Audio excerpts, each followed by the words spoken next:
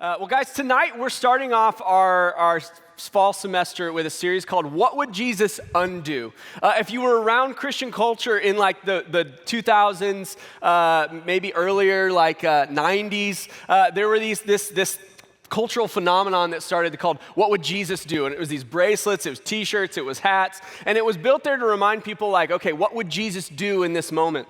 You'd see your bracelet that said WWJD, and you would go, okay, what would Jesus do right here, right now? And as we were thinking through series stuff, we were like, what would Jesus, as he looked at our culture now, even inside of our church, even inside of a Bible Belt city like Springfield, what would he look at and say, that's not maybe how I would do it. Maybe I would undo that. Maybe I would roll that back and let that play out in a different way. And tonight we're looking at the fun subject of apathy. Apathy. Nobody likes to be apathetic. When you think through like, man, what's a personality trait? What's a character trait that you want to find in a friend or in a spouse or in even yourself? You're like, man, I don't want to be apathetic. Maybe you find yourself apathetic and you're like, maybe I'm just going to live that way for just a little bit. It's just what you end up doing. And as I was doing this, I had to kind of parse out like, what's the difference between like laziness, passivity, and apathy? And kind of what I looked through is that like laziness is a lack of motion in the will, in the body, in the mind, okay? Passivity is a lack of motion, a lack of drive, a lack of decision making, right? Like you I'm not gonna do anything, I'll be passive in that. Where apathy is a lack of motion, it's a lack of motivation in our hearts. In our minds. And I think that's maybe a little bit bigger of a definition than what you read. A lot of it will talk about just like in your mind or in your emotions that you're maybe disconnected, unfazed, a little bit numb. I think the number one thing that everybody has apathy around at some point, and maybe there's some people that are real good at this, but like people don't care where they go to eat. You're like, listen, I'm in. I'm just in for the hangs. I'm going to be fine with it. And you're apathetic towards where you eat until somebody says the name of the restaurant that you can't stand. And you're like, I'm not apathetic anymore. I don't want to go there. I'm not eating there. Tell your neighbor where that place might be. It might be, never mind. I'm not going to say it out loud. I'll come talk to you afterwards. But everybody's apathetic. Nobody's apathetic until that moment comes out. And you're like, listen, I do have an opinion. I do care. And it comes out. And you might have some apathetic moments in your job. If you've worked like a retail job, there are moments where you look at a situation, you look at a mess that has to be cleaned up, you look at a customer that's giving you big problems, and you just think like, I just don't get paid enough to care this much. So I'm going to walk away and choose to be apathetic. Have you ever, and maybe this is just me, you've worked a day shift and you've gone, I'm just gonna leave that for the night crew. They can deal with that. That's my form of apathy. I'm going to let that go. But I think that you do have some forms of apathy where there are certain people that like maybe you're really driven, maybe you're a go-getter, or maybe you're more laid back and you're like, man, apathy, I kind of lean into it. It's not that big of a problem. I know that I'm that way. Or you're that go-getter and you're like, I don't really have many forms of apathy. I have some emotion around pretty much anything. Like you get me talking about anything and I can show some emotion in it. But I think one of the things that I want to bring up to everybody tonight, one of the things I just want you to think through is there might be an area of your life that you're apathetic in. There might be something that is in the corner of your heart that maybe is apathetic. That when you hear about it, when something happens, it just doesn't invoke anything in you. And it doesn't do anything to your emotions, to your heart, to your mind, to your soul level, where you say, I have to think about that. I have to think, what does the Bible have to say about that? What should me as a follower of Christ, or even just a person, think about this? I think through it this way. We're not just talking about apathy. Like, if you live your whole life and you just work a job, you pay your bills, you have some kids, you die, apathy, it's not that big of a deal. But I think what we need to talk about tonight is spiritual apathy. Because I think you can be that go-getter type person and have a lot of things that you've done, a lot of notches in your career belt, in your relationship, in the things that you really care about, in the things that you want to knock out and say, I've done that. I'm climbing the corporate ladder. I'm starting my business. I'm doing all the things. But spiritually, maybe there's a corner of your heart or your life that you're apathetic, that you're just kind of numb to. You've heard it so many times. You know the info. You know the statistics. You've heard, and you just whatever you do, you can't get your heart to care on a 1 to 10 scale more than a 4. You're just like, I just can't get myself to do it. And you're numb. Maybe you have been hurt by someone so much, and you feel so pounded into the ground, you don't feel like you can care. You feel like the only emotion that comes up is numbness. I don't know how to deal with that. I'm just going to leave it be.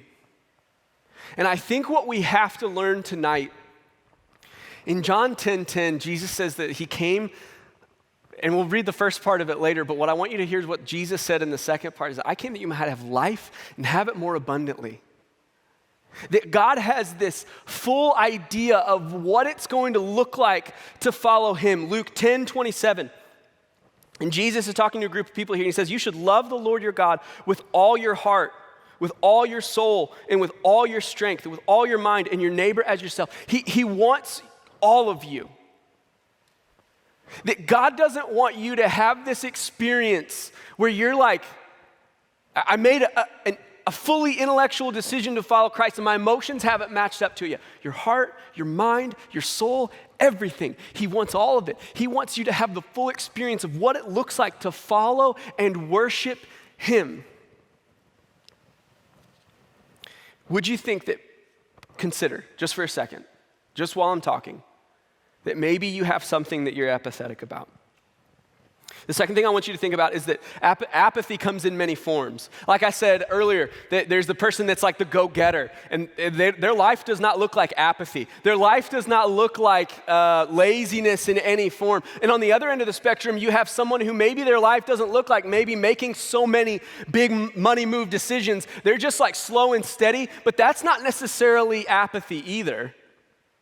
Because what we'll learn here in a minute is that apathy is a form of the heart. Apathy is something that happens inside. And the third thing that I want you to consider is that you are responsible for your apathy.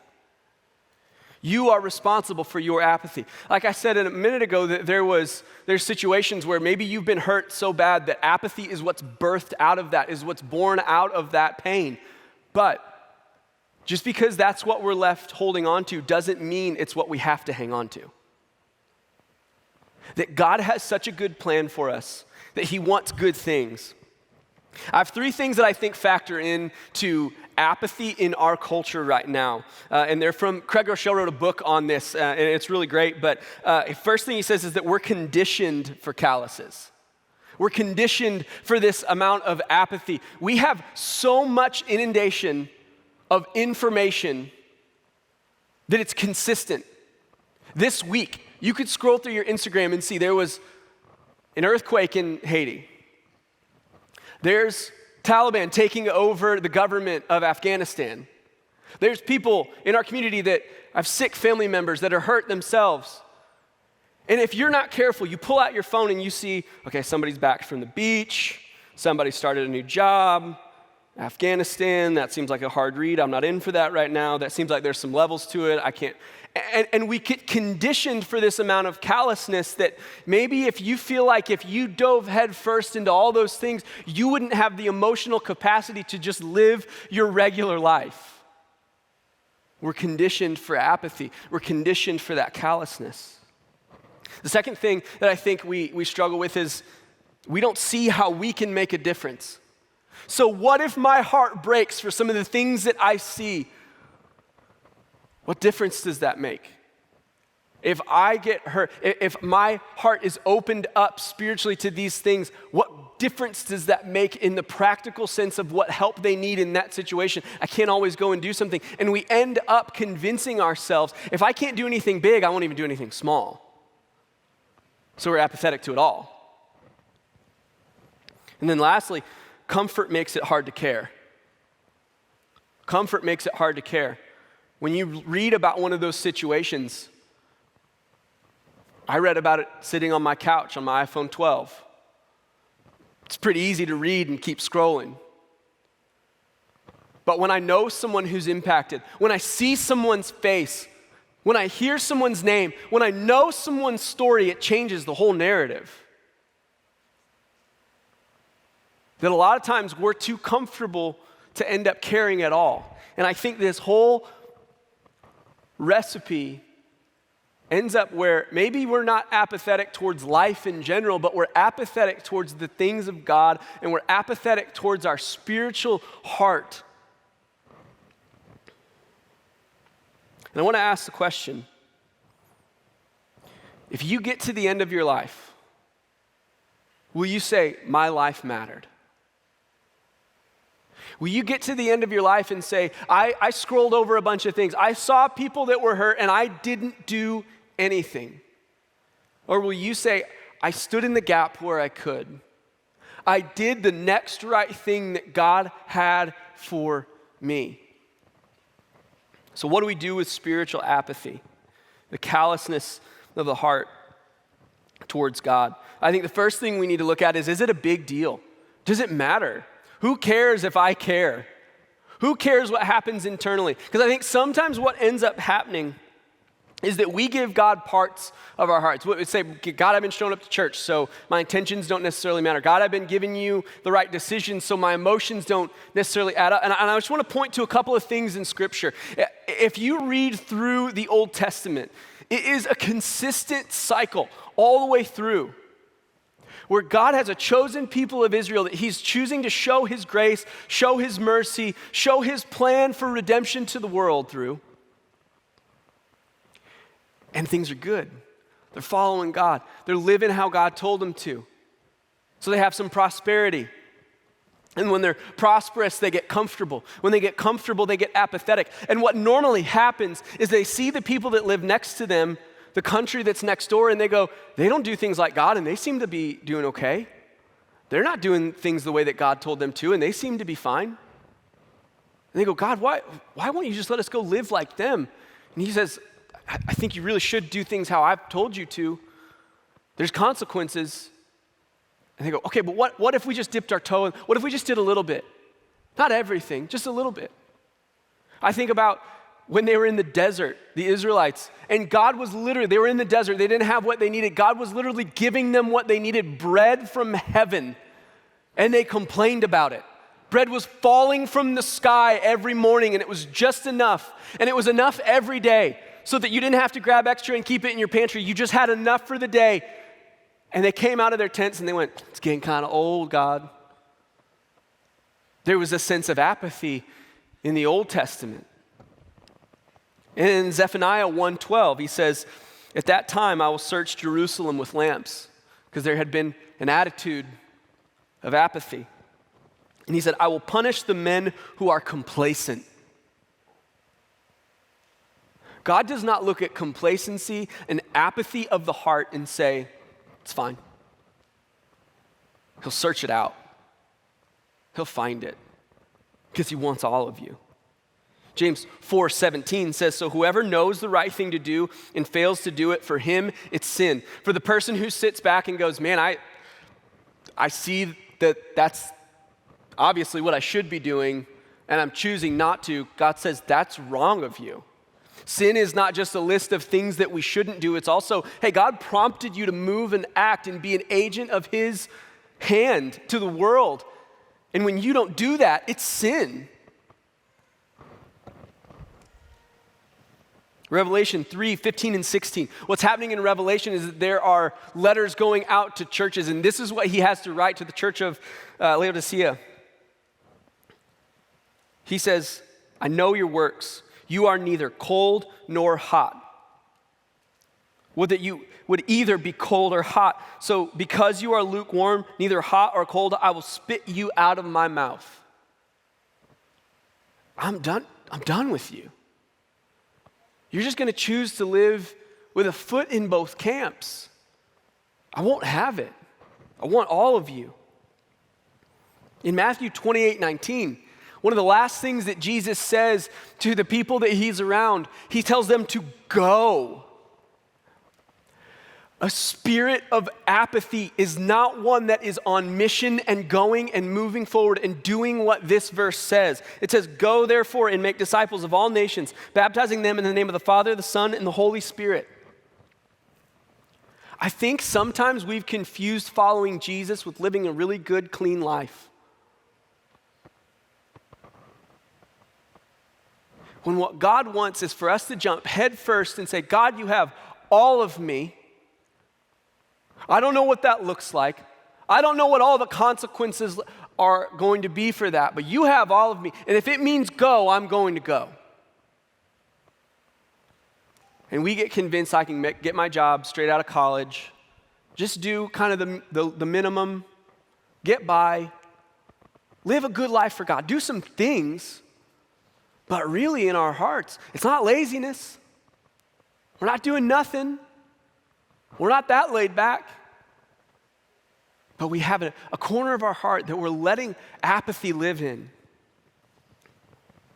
And I think we have to really take a step back and understand what's at play here.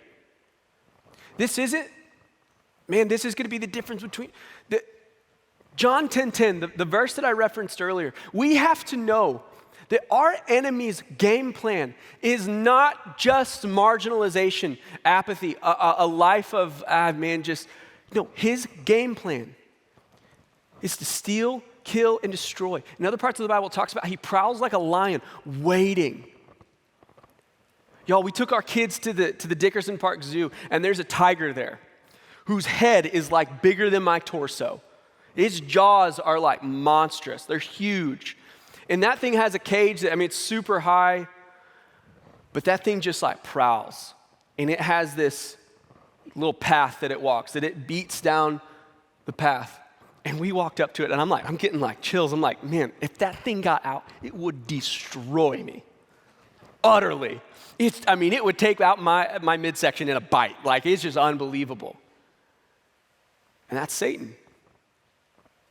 He's just waiting for a gap in the fence. Your apathy is not such a small deal that we can live with it for a little bit longer.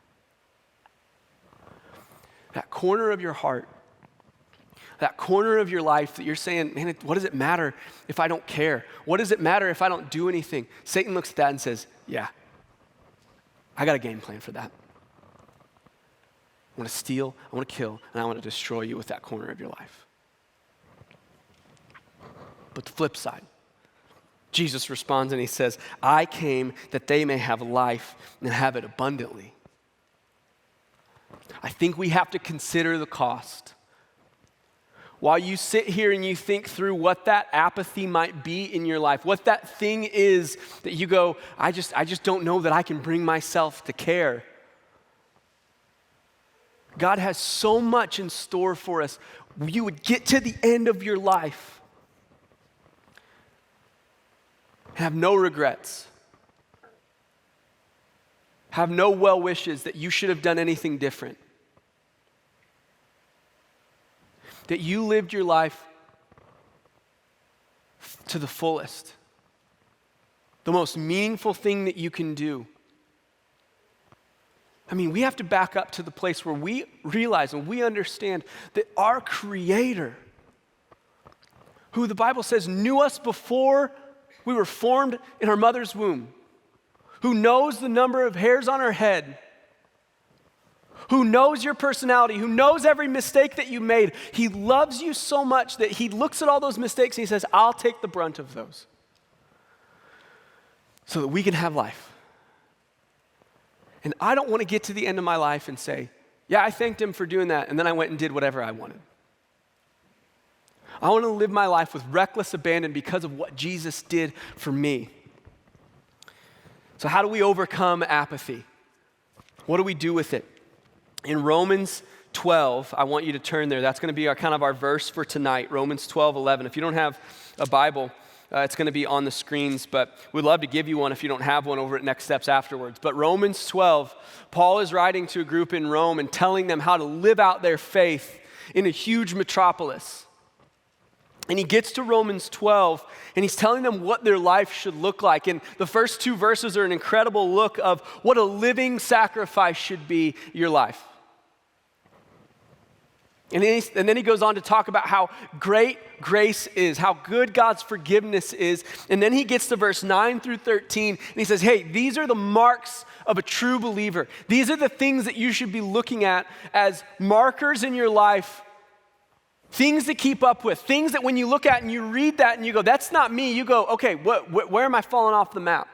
And Romans 12:11 fits right in there with that. 12:11. This is what it says. It says, do not be slothful in zeal.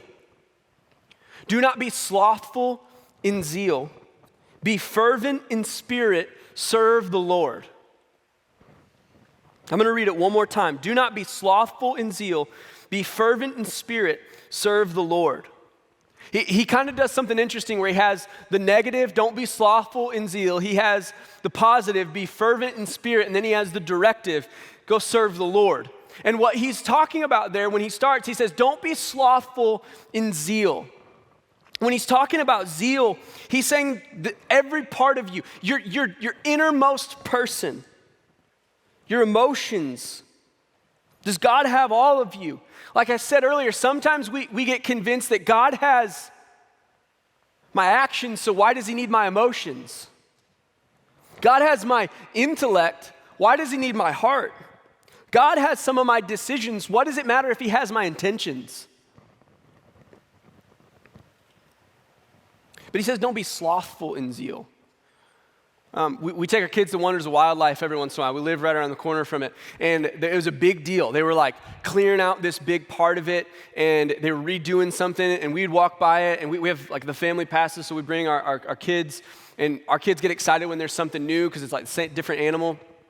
And we walked past it, and they were like, we saw somebody, and it was like near the exhibit, like, oh, what's going in there? Like, a sloth.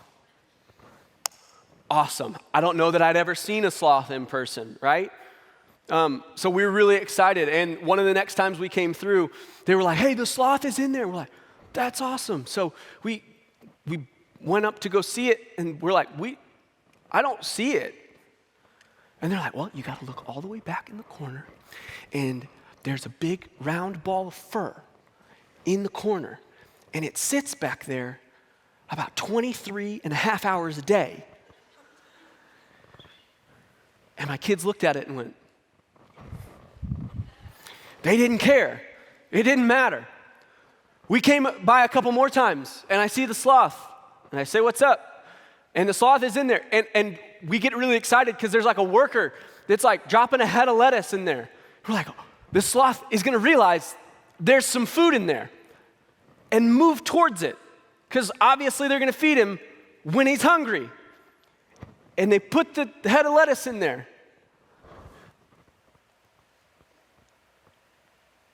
And the sloth didn't move.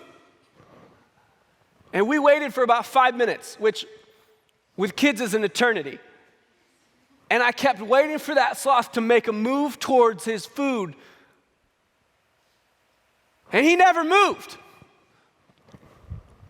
He didn't move towards the thing that was going to give him life. He was slothful towards the things that bring life. The word that contrasts this one is diligence. Don't be slothful towards your emotions, towards your heart, towards your inner person. Be intentional. Be diligent. Show up. Make a habit of knowing God's word, reading it, knowing what it says, spending a little bit of time with God every single day, being diligent, knowing what's going to give you life and moving towards it. Not to see it on your nightstand and go, it's there. I think sometimes God looks at us and says, I know what's going to give you the most life. I know what's going to give you life abundant. And we sit like that sloth in the corner of a cage and we go, I'll get to it when I'm hungry. And I think we have to look at how that looks to the outside world. How that looks to people that are looking for meaning, that are looking for purpose, that are looking for something. And we end up looking at it and going, I'll get to it at some point. When in reality, this is life. This is everything that we need. Don't be slothful in zeal. And the next phrase he says is be fervent in spirit. And again, where before when he's saying in zeal, your emotions, when he says in spirit, he's talking about your innermost person, your heart, your mind. your soul. But then he says, be fervent. And when he says be fervent, what he's getting at there, there's really two definitions for it. The first one is boiling. Boiling. I try not to cook much because I'm not good at it, but I like coffee. And I was in a phase where I was trying to learn all the different ways to make coffee because I was making bad coffee for a long time and it wasn't very good, and I was trying to make it better. And I have a brother in St. Louis who's like, oh, you got to try French press. So I was like, all right, I'll get a French press. And I got a French press, and he was like, well, do you have a deal where you can heat it up on the oven and it's got like a gooseneck deal? And I was like, no. And he's like, all right, well, I'll get you one for Christmas. So I got one.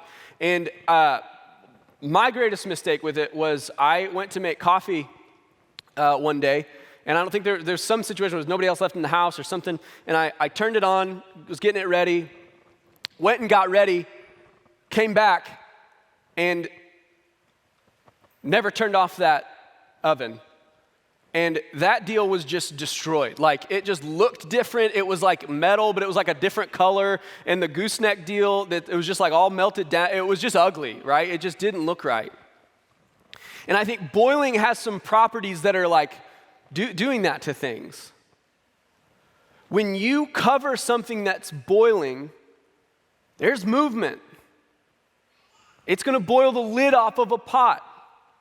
Did you know that steam engines, trains, move trains with steam? Boiling water can move things that weigh tons of weight, tons of cargo with steam. Boiling water. Does the way that you're fervent towards your inner spirit drive you to move?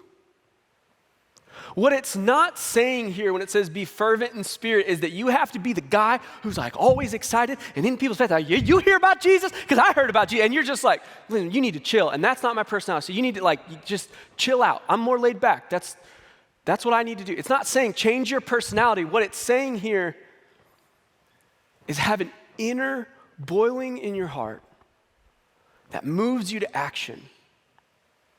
The second thing that you see with something that's boiling is that it's loud. I'm sure when I set that kettle down on the oven, it made some noise. Now, nobody was home to hear it, but it made some noise. If you have a kettle that you heat up water with, that thing squeals, it starts flapping the lid, it just makes a ton of noise. Does your fervent spirit draw you to speak? To outwardly express what God has done in your heart. The last thing that boiling does is it purifies.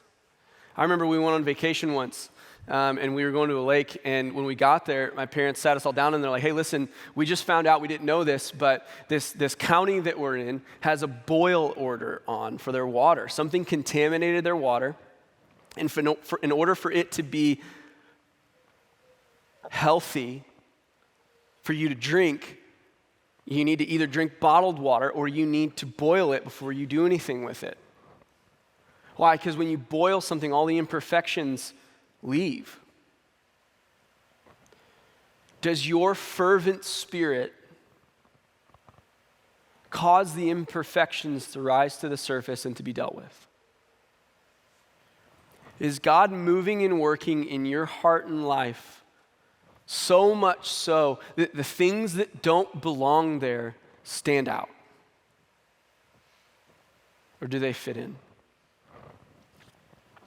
The other analogy, so fervent can mean boiling, fervent can also mean burning. And when you think through something burning, you think through a lot of different things, but the things that I think through is that when something is burned, it's costly. There's something that's going to have to get burnt up. Whether you are burning a lighter or you start a bonfire, there's something that's an agent that is going to get burnt up. You need oxygen. You need something that's going to get burnt and finish the chemical reaction with the oxygen so that the fire can exist. Whether it's wood or fuel, it needs an accelerant. Are there things that are an accelerant for your walk with God that it's costly? There's something that you're going to have to get rid of. but it's an accelerant. It makes the fire burn hotter. Listen, it's not easy to follow Christ, but it's worth it. That we have to gladly set things down and say, God, this is worth it to set on the fire. The second thing I see that it's contagious. Fire is contagious. If you are seated next to a fire, you're either going to move away because it's too hot or you're going to catch on fire yourself. Is your life, does your fervent spirit set the people around you on fire for God the same way that you are? And the last thing is that fire is beautiful. It's attractive. There's something to sitting on a dark fall night by a fire that you could draw it, it's not going to look the same. When you see a fire, there's something that it's just different than anything else, that you're drawn to it. You want to see it. You want to watch what's going on. Does your life attract people? I think about this in the form of like, man, apathy has to be one of the most disgusting things that you can see for a future spouse. I don't think any girl in here has ever left a situation and been like, yeah, he just doesn't care about anything. It's so nice. It's just not going to happen.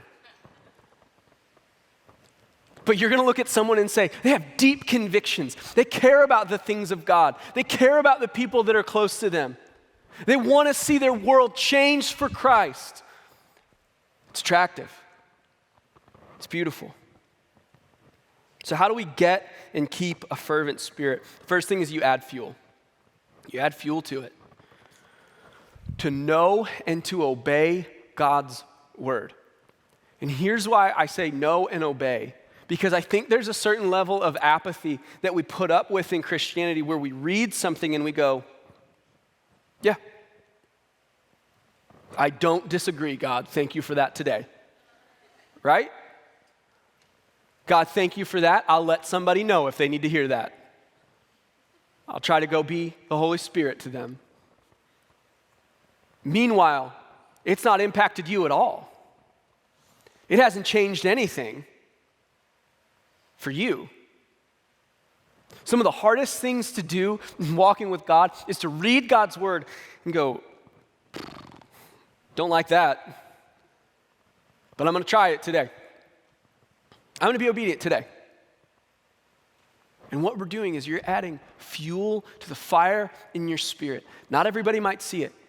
It might not work its way out outwardly for a long time, but that's not why we do it. The second thing is to within that, adding fuel is to be around other people. That when you're looking to start a fire, when you're looking to get things going, what do? You take another fire and you add it to what's already there. Are the people around you adding to your fervent spirit for God? The second thing is to be consistent, to be diligent, to show up. I think about our verse for the semester talks about being steadfast and immovable. You know what steadfast means? It's like a pillar in a storm that doesn't go anywhere, that is regardless of the situation in your life, regardless of everything else that's going around, you're going to be diligent. You're going to be consistent. You're going to keep doing what you need to do to keep that fire stoked. You're going to show up. You're going to keep doing the right things. When you see that it's dying, you're going to do something to move something back into place so that it burns bright. And the last thing is to throw it all in. If you want to see the fire of your life burn bright, find every piece of obedience that you can and do it. And a lot of times that starts with just one thing. God, I know about this corner of my life that's apathetic, and I want you to have it. I want you to do it right there where I can't, God. And I'm going to keep giving that to you until it changes. And then the end of the verse, so he says, don't be slothful in zeal, be fervent in spirit. The last thing, serve the Lord. Serve the Lord. That he gives this directive, but it's not just for our inward, like, man, I walk around with this fervent spirit, this fire in my inward self, but also it does work itself out so that we serve the Lord. And then you think through the verses in Colossians and 1 Corinthians that say, anything that you do, do it unto the Lord. That we don't have a shortage of things to do for God when we think about serving Him. And I asked the question from earlier. I don't want to get to the end of my life and answer the question, what did my life matter? And say, nothing for God. Because God has a hope for you, a plan for you, that you may not know where it ends, but all you need to do is do the next right thing and say yes to Him today and right now. As I was prepping for this, I was reminded of the story of a man named C.T. Studd. C.T. Studd, one awesome name, if any of you guys are having children, name your kid C.T. Studd, it sounds awesome. But C.T. Studd was born in the UK, and he was not saved until later in life, but he was a really talented athlete, and he was a really good cricket player. So he put all of his time and energy and thought into playing cricket. And his dad was a believer, and his dad would try to tell him about faith, and his dad would try to tell him about Jesus, and he would bring in people from his church to say, hey, will you talk to my son CT about faith? And he didn't do it for a long time. And finally one day, he said that there was a guy that came into his home, one of his dad's friends, and said, do you know Jesus? And he said, I know who he is. And he said, okay, if you died tonight, where would you go? And he said, I don't know that I could answer that question. So he said, at that moment, I gave my life to Christ. But he said, what I didn't do was give Him the rest of my life. I knew that if I died tonight, I needed Him. But I knew that if I died at the end of my life, I hadn't made any changes that showed the new allegiance that I had to God. So he said for 6 years, his main focus was still on cricket. He was focusing on it. He wanted it to be the thing that he was good at. And he ended up playing professionally for a couple of years. But it all came to a head when his brother George got sick. His brother George got sick, and he was just getting more sick and more ill and more sick and more ill. And he said that he didn't know what to do, and he didn't understand how a God who says that He loves him would let his brother get sick and begin to die. And he said that he was on his way home from work one day, and he picked up a pamphlet from a well-known atheist at the time. And he started reading through it. And the atheist said, if God is real, if God is who He says that He is, I would do two things. I would pray to Him like it mattered. He said, the other thing I would do is I would tell everyone that I know about Him, because if He really is the only way, I would want everyone to come with me. And C.T. Studd said that he read that and he was so convicted because he said, I'm not doing either of these things. So he said right then and there, he knew that the trajectory of his life would change forever. And he said, we came home, and he said, I fell on my knees and I prayed for really one of the first times. And he said, then it kind of snowballed. He wanted to see people saved, and he started doing some things for the Lord, started learning more about God so that he could tell people about Him, started telling people about Christ. And he didn't always know what was coming next, but he had plans to go to Africa. He went to China. He went to India. He did all these things because he just wanted people to know about God. And he ended up living a life that just reflected God to everyone around him. He was born in 1860, and he's someone that we still know of today, not because he was an incredible cricket player. His career only lasted for about 2 years. But what we know about him is that he reached people that no one else in the world had reached, and started missionary churches in places that had never heard the gospel of Jesus Christ. He has 2 quotes that are attributed to him. And the first one is a poem that he wrote. He says, only one life, 'twill soon be past. Only what's done for Christ will last. Here was a person who was putting all of his thought and energy and time into the thing that he thought he was best at. And he probably was. But he said that there was just a moment where he realized that there's got to be more to this. And he started stepping in and leaning in and taking a step here and taking a step here and saying, God, what could my life look like if I ridded my life of apathy? What would your life look like if you said, God, I'm all in today? The other quote that he's attributed to, it's attributed to him. He died on the field in China. He had family who died that he couldn't go see. He didn't have money at times in his life. And to think that he could have been a successful athlete. At the end of his life, he said this, some want to live within the sound of a church or a chapel bell, but I want to run a rescue shop within a yard of hell. Why would someone say that? Why would someone want to live a life like that? Because he knew that he was going to spend eternity with his Creator, with his Redeemer in paradise. So he wanted everyone to come with him. What does it matter what life looks like here? I want it to just be stripped clean of everything that I need, everything that I want, so that I can glorify God with my life. And apathy holds us back from doing that.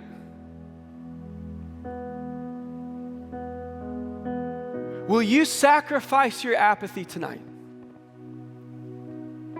Will you hand it to God? Will you say enough with the marginalized Christianity, enough with the marginalized life, and say, I want God to be glorified in everything that I do. I don't know where I might end up, but I want to take the next right step. Will you bow your head? Christian, I want you to think through that question. And if you're here and you wouldn't call yourself a Christian and you'd say, I don't have this. Maybe you've been driven, maybe you've been someone who's been chasing life down as fast as you can. You've come to the end of your rope internally. And you'd say, I don't have an apathy that's outward, but I have an apathy in my heart that I don't know why I'm living. And maybe nobody around you would see it because you're so driven. Can I tell you, you need Jesus. Maybe you're here and you're that laid back person. And maybe you're laid back because you've been hurt. You feel so beaten down that you feel like you can't make a difference. Can I tell you that Jesus can redeem your heart and your life?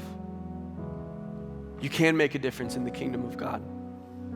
He needs every person. Every person can make a difference. Can I tell both of those people right now, God is drawing you to himself. That your Creator loves you so much that he sent his Son to come and be sin when he didn't know any sin himself, so that we could have relationship with God again. In Romans it says that if you call in the name of the Lord, you'll be saved. That maybe you need to pray a simple prayer like this. God, I've been apathetic. God, I've honestly run from you. But I need you. I want you to sit on the throne of my heart and rule because you're good. And invite him in. And it's not just a one-time thing, it's daily. To let God sit on the throne of your heart and your life. But there's something special about marking this moment. But I would challenge you to come meet somebody over at Next Steps and say, I made God the king over my heart. To take a connection card. Down at the bottom it has an option to say, I'd like more information about following Jesus, or today I followed Jesus. Will you just mark that right now?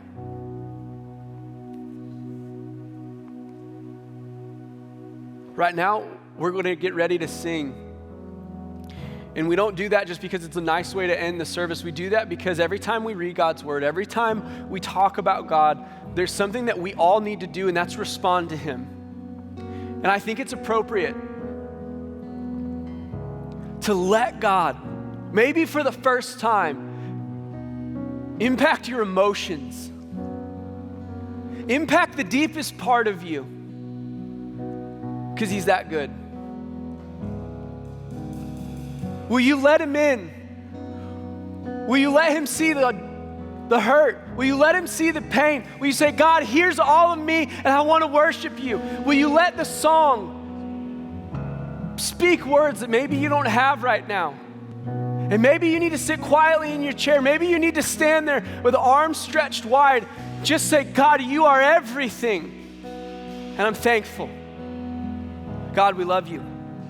God, I'm so thankful for this moment. God, I'm so thankful that you don't call us to a life of apathy, where we don't care about life, where we don't care about the things that you show us, but God, that we get to live a life fully impacted, fully changed, that you want every part of us, God. And I pray that right now would be a time of surrender and giving that to you, Father. We love you. We thank you in your holy name. Amen.